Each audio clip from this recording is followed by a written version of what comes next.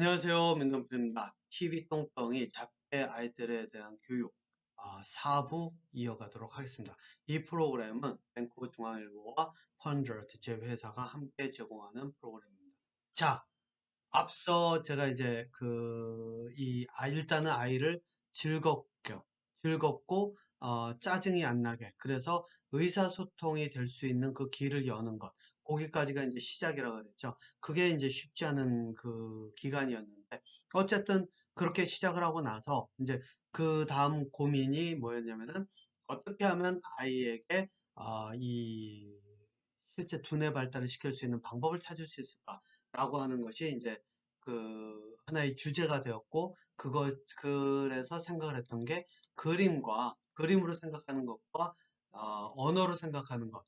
이것을 어떻게 하면 연결을 할 수 있을까라고 하는 것에 이제 이 생각이 딱 이제 정해졌단 말이에요. 자, 그래서 그렇게 생각을 하다 보니까, 앞서 말씀드린 것처럼 제가 파악을 했던 것이 뭐였냐면은 그림으로 생각하는 그 그림이나 이런 것들이 있을 때 그런 것들을 해석을 해서 그 언어로 바꾸는 거라고 그랬잖아요. 그러다 보니까 이제 생각을 한 게 이제 그 주제를 그러면 무엇을 근데 제가 뭔가를 가지고선 가서 아이와 하려고 그러면은 아이는 바로 거부해요. 왜? 자기가 좋아하는 것이 있는데 제가 옆에서 끼는 게 되는 거잖아요. 자, 그래서 생각을 하다 보니까 이제 뭐를 가지고 해야 되느냐라고 했더니 뭐 아이가 그럼 보는 거를 가지고 그냥 하면 되지 않을까? 일상에서 그냥 눈에 보이는 거. 길을 가다 보면 건널목에서 사람들 건너는 거. 그 제이워킹 그 뭐죠? 무단횡단하는 사람들 이 학교 가다 보면 이 저희 초등학교 다닐 때 거기 길이 뭐 주된 도로가 아니기 때문에 차가 많이 안 다녔기 때문에 거기는 실제로 이제 무단횡단하는 사람들이 많이 있었거든요. 무단횡단하는 사람들도 있고, 또 나무도 있고, 뭐, 이런 것들이 있으니까, 또 저희가 이 연어가, 그 강으로 거슬러 올라갈 때 때문에 연어도 보러 다니고, 뭐 이런 것들이 있으니까, 그런 거를 가지고 하면 되지 않을까라고 하는 게 첫 번째 생각이었어요. 자, 그러면은, 언어로 연결하는 방법이 무엇이 있을까? 간단했죠. 그 다음에 그 생각을 하고 나서 방법을 찾으니까 간단해요. 뭐냐? 아이가 눈에 보는 것들을 다 설명을 하면 되는 거예요. 저 사람은, 저기 건널목이 아닌 데서 뭐 걷고 있네. 그 다음에 나무가 있는데, 나뭇잎이 색이 바뀌어서 뭐가 되네. 저기에 뭐, 민들레가 있는데, 민들레가 씨가 뭐, 어떻게 생겼더라. 뭐 이런 것들 있죠. 아이랑 가면서, 아이 그냥 눈에 보이는 것들을 계속 이 설명을 하는 거예요. 그런데 여기서 이제 제가 시작하면서 배제한 부분이 있어요. 건드리지 않는 부분. 그게 뭐냐? 감정이에요. 왜냐하면 감정이라고 하는 거는 사람마다 다르고 아이가 다르고 제가 생각하는 게 달라요. 아까도 말씀드린 것처럼 아이는 저는 심각하게 생각하는데 아이는 그걸 보고 키득거리고 웃을 수가 있단 말이에요. 예. 그런데 그 아이를 가지고 거기서 윽박지르면서 야, 너 이거 가지고서는 이렇게 하는 거 아니야. 이때는 지금 사람이 다쳤으니까 심각한 건데 너 왜 웃고 있어? 웃지 마. 이렇게 돼버리면 의사소통의 길이 확 막혀버리죠. 예. 그래서 한 게 감정에 들어가는 것들은 다 빼자. 그리고 눈에 보이는 것들 중에서 설명을 할 수 있는 거. 왜냐하면 감정은 설명하기 어렵거든요. 그리고 감정이라는 거는 정보가 처리가 이미 된 거예요. 예, 오감을 통해서 들어오면 사람들이 한번 생각해 보세요. 로맨틱하다 하는 분위기 느낄 때 언제인가? 향기도 나고 뭐 거기에 와인도 좀 있고 음식도 있고 거기에서 또 사랑하는 사람과 같이 있고 이것들이 종합됐을 때 감정이 로맨틱하다가 오는데 이 종합적인 감정은 말 그대로 뭐죠? 요리 재료들이 다 섞여가지고 이미 요리가 끝난 건데 거기에서 그걸 가지고 설명을 하려고 그러면 사람마다 입맛이 다 다른데 그걸 어떻게 설명을 하겠어요? 그래서 감정이라고 하는 부분을 완전히 배제를 시켰어요. 최대한. 그 다음에 어떻게 하느냐? 그냥 눈에 보이는 것들. 그래서 선택한 게 자연 현상. 그리고 사람들의 움직임. 이런 것들이었어요. 그런데 이제 문제는 아마 이걸 거예요. 여러분들께서 자연 현상, 움직임 이런 것들을 설명을 하려고 그러면 상당히 굉장히 어려운 부분이 있을 거예요. 왜? 뭐 그냥 대놓고 한번 이렇게 생각을 해보세요. 나뭇잎이 하나 있어요. 단풍나무가. 그래서 단풍나뭇잎이 있는데 그 나뭇잎을 놓고 여러분들 그 나뭇잎을 설명을 하려고 한번 해보세요. 할 수 있나? 사람들이 보통 할 수 있는 게 뭔지 아세요? 단풍나뭇잎. 그게 다예요. 네, 이게 다예요. 그죠? 색깔이 예쁘네? 이게 다예요. 근데 예쁘다? 이거 감정이에요. 그러니까 예쁘다 빼고 단풍나무가 뭐 이렇게 생겼으면, 이렇게 있으면은 이거를 설명을 해야 되는데 단풍나뭇잎 밖에는 설명이 안 되는 거예요. 그러니까 이게 무슨 말을 제가 이제 얘기하려는 게 뭐냐. 바로 이거예요. 이름. 이름이 없으면 설명을 못 해요. 그래서 제가 했던 거는 과학이다 보니까 이름이 있어도 이 이름을 가지고 설명하는 것도 있고 이름이 없이도 설명을 해야 되고 이런 것들이 오고 가다 보니까 그나마 저는 이제 이게 되기 시작한 거예요. 네. 그리고 저도 이게 금방 되는 게 아니었죠. 네. 그래서 저도 노력을 엄청나게 많이 했어야 됐어요. 그게 뭐냐면 계속 이런 것들을 어떻게 설명할까 아이에게 하다 보면 막혀요. 그러면은 저도 같이 이걸 어떤 식으로 설명을 해야 되지? 나무를 어떤 식으로 설명해야 되지? 넝쿨이 있으면 넝쿨을 어떻게 설명해야 되지? 넝쿨이라고 하는 건 이름인데 그 넝쿨을 설명을 해야 되는데 그걸 어떻게 설명을 하는 말이에요. 그래서 공부를 하질 않았으면 안 됐죠. 그래서 저도 공부를 했어요. 그래서 아이와 같이 배운다 생각을 하고 끊임없이 그 설명하는 방법을 익혀서 아이에게 그때그때마다 계속 설명을 해주는 거예요. 예. 그렇게 하면서 하다 보니까 이제 어떻게 되냐면은 중간중간에 딱 이렇게 보면은 딱 이게 보여요. 아이가 내 말을 알아듣고 있다라는 게. 왜냐면 단풍나뭇잎 이러면서 이야기를 하고 하면 아이의 눈이 그 나뭇잎으로 가요. 그게 이제 사인인 거예요. 처음에는 그게 안 됐죠. 예. 그래서 이게 되네? 그러니까 이제 그다음부터는 이렇게 하니까 그게 되는구나. 그러면은 이제 그러면서 이제 시작을 한 게 거기에다가 질문을 붙이기 시작하는 거예요.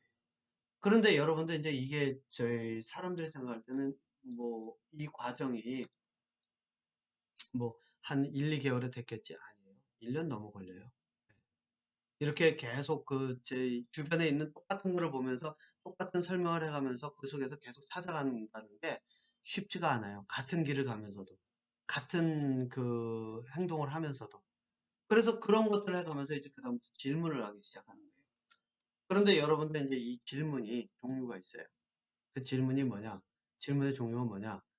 야, 너 이럴 때는 뭐 이게 뭐야? 이거 어떻게 하는 거야? 이렇게 질문을 하면 아이가 그런 것들을 답을 찾아내야 되는 질문을 하죠. 그러면 아이들은 거부감부터 느껴요. 왜냐? 자기가 시험 보는 것처럼 느끼거든요.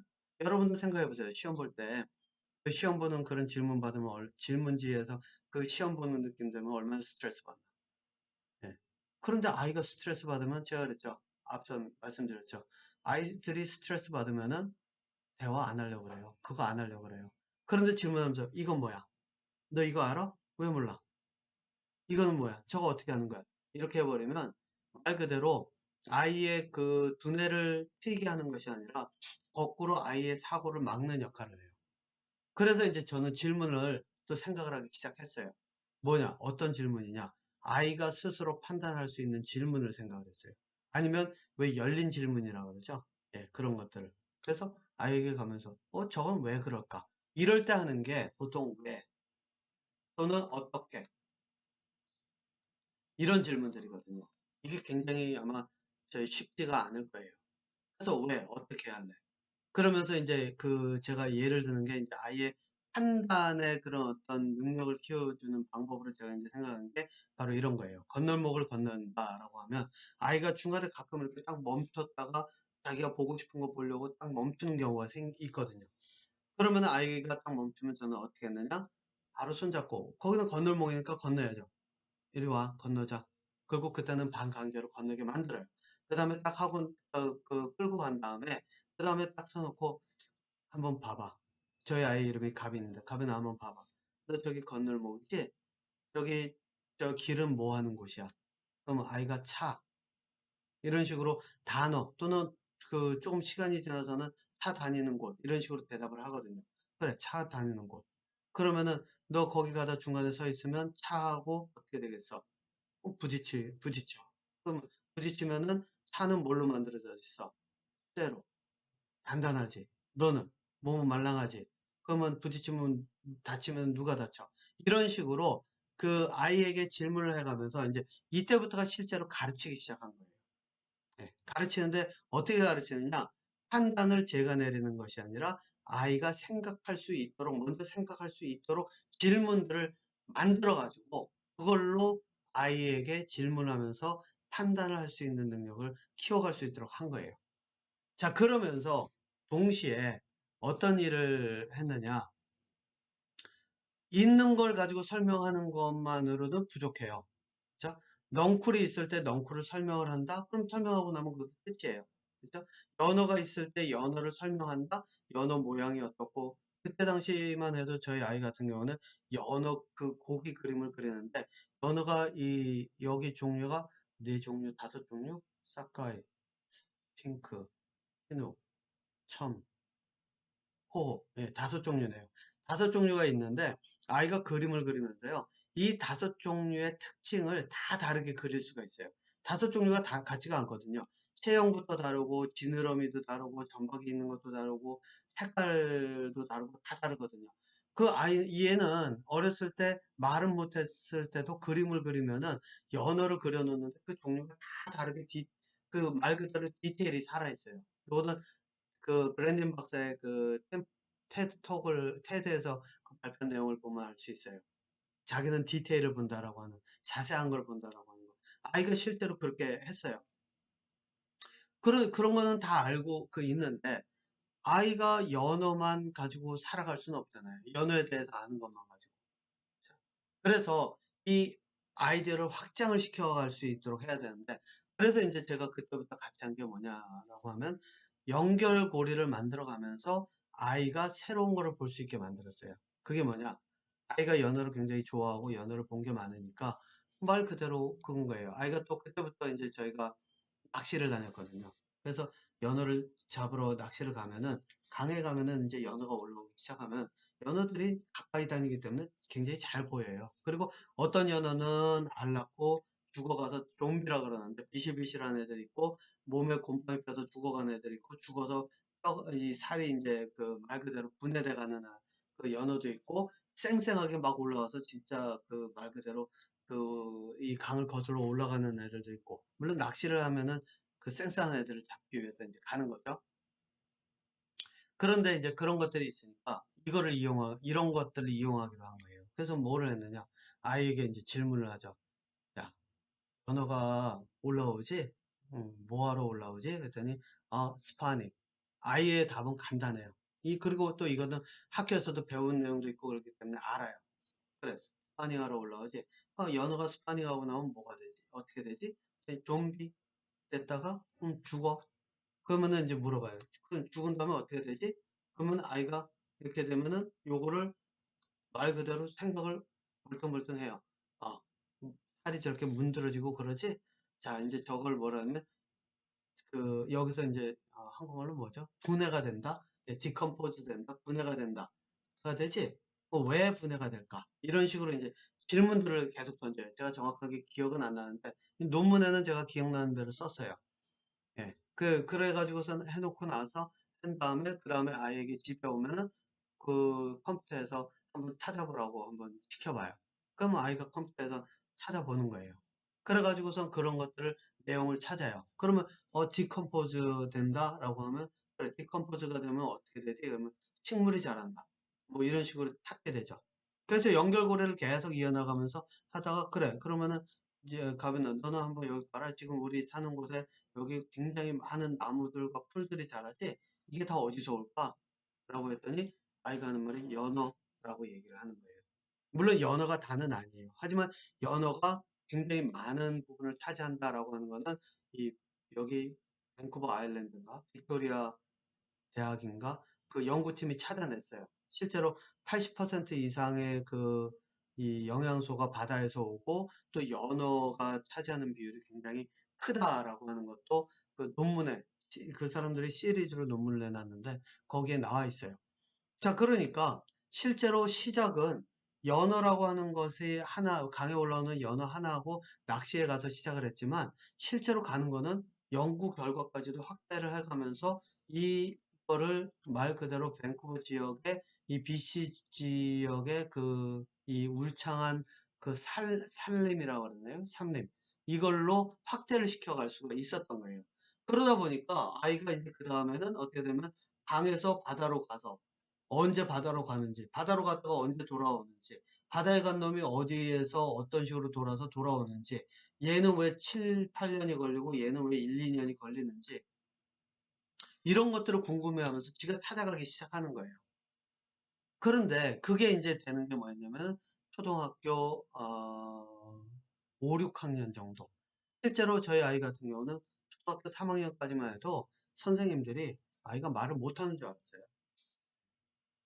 말을 알아듣지도 못하는 줄 알았어요. 실제로 제가 면담 갔을 때 대놓고 얘기를 해요. 아이와 이렇게 얘기를 하다가 제가 야, 가면아, 너 이거 그랬는데 가빈이가 대답을 해요. 그러니까 선생님이 깜짝 놀라요. 뭐라냐면 내가 하네? 라는 얘기를 하는 거예요. 왜냐면 집에서는 말을 하는데 학교에서는 말을 그 단어조차도 얘기를 안 했던 거예요. 그랬는데 이제 4학년, 5학년 이렇게 올라가기 시작하면서부터는 조금씩 말이 되기 시작하고 또 밑에 보면은 아이가 말을 알아듣고 있고 또 표현을 할 수 있는 능력이 되는구나를 보이기 시작하는 거예요. 다만 문제는 뭐냐? 정확하게 모든 것들을 다 표현하지를 못했다는 거죠. 자, 그래서 요 이야기를 이어서 5부에 이어가도록 하겠습니다.